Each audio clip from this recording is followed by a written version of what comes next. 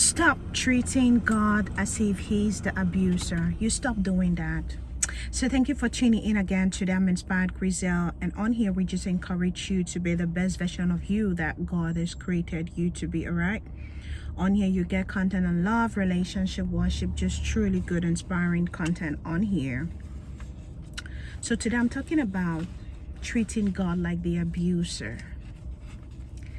God hasn't wronged us, but we have this tendency of always throwing tantrums, at God, as if he is the abuser, and so we get to treat him that way. I know one of the things in today's world and on the social media age, when you talk about money or giving to God, people begin to really throw tantrums, But I have to say this because I know that it's going to be a blessing to somebody, And that's what we do on here. If it's just about that one person, I'm going to do what I have to do, right? If it's just about that one person. So I want to talk to us.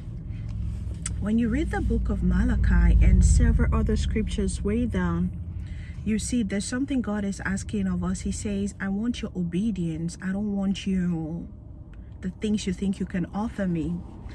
Because this is a typical nature of an abuser, right? So you see someone is in a relationship with people and they cheat on them. Now I'm talking about people in the world. We in the kingdom, we don't do that, all right?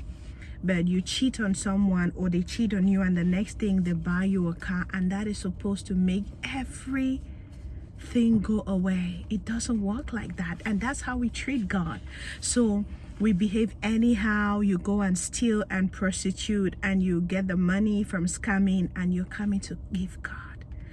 Please be careful. This is part of the strange fires I'm talking about. You cannot treat God like the abuser. He is not the abuser, and he will never be. What you're doing is you're just piling up a curse upon yourself. If you read the book of Malachi, God says, where's my honor? Right? When you even have governors, you prepare the best for them. But for me, you think you could just bring everything to me because you're giving an offering? No. See, your money doesn't do anything to God. I just want to say this. You have to give because God gave you in the first place. There is nothing we have that we did not receive. And this is not receiving from man. This is receiving from God. The breath, which is the ultimate, it came from God. So we need to reverence God as God. Don't begin to treat him like some abuser. No, he is God. He just do anyhow, and then you think he's mad, so you buy him gifts so that he can get over it. Please, no. God is not a man. So I mentioned here, I said God wants your obedience and not your money. Because first, it's his money that you're just returning some to him. God wants your obedience. He says if you're willing and obedient, you will eat the good of the land. And you remember there was a portion, the reasons why Saul got dethroned and then David came on the throne was because he thought he could just offer sacrifices. And then God says, know what? Obedience is better than sacrifice. It's better to give your widow's mite than that you go and do the wrong thing and bring the money to God. That's what you're doing, is you're heaping on a curse on yourself. Read the book of Malachi. It's all there. It's a short book. I think just 4 chapters. Very direct. If you focus on the first 2, you will see what I'm talking about here.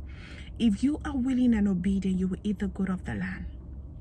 This is a short one, very straight to the point. Stop treating God like the abuser. You can't corner God. You can't do wrong, and then you think you corner him with your giving, so to say. And this is so twisted right now, because some people right now, even in the Christendom, there are people that think that because you have money, it means you're upright or you're doing the right things. No, even the devil does give people money. The devil gives people money every day. So if you're dealing with God and you want to give your offerings, your tithes, your sacrificial givings, please be sure that this is from a good place. If it's money that is gotten from an illegal source, please eat it or do whatever you want to do, but do not bring it to the altar of God. Now, even if the man of God, the servant of God, doesn't know, You are destroying yourself. Please don't do that. You are bringing a curse upon yourself. If you read in the book of Nahum, of Micah, in Malachi, you will see this there. God doesn't want your gift. That's why you see when Jesus came, he even said, if you're about to give to the Lord and you remember that you have something against your brother, imagine you having something against your brother. This is not even against God. And Jesus tells you, don't give the gift. Go back and make peace before you can, because there's no point.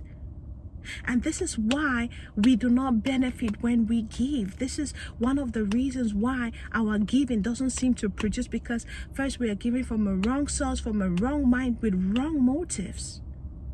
You are not trying to corner God. Stop treating God as the abuser. He's not.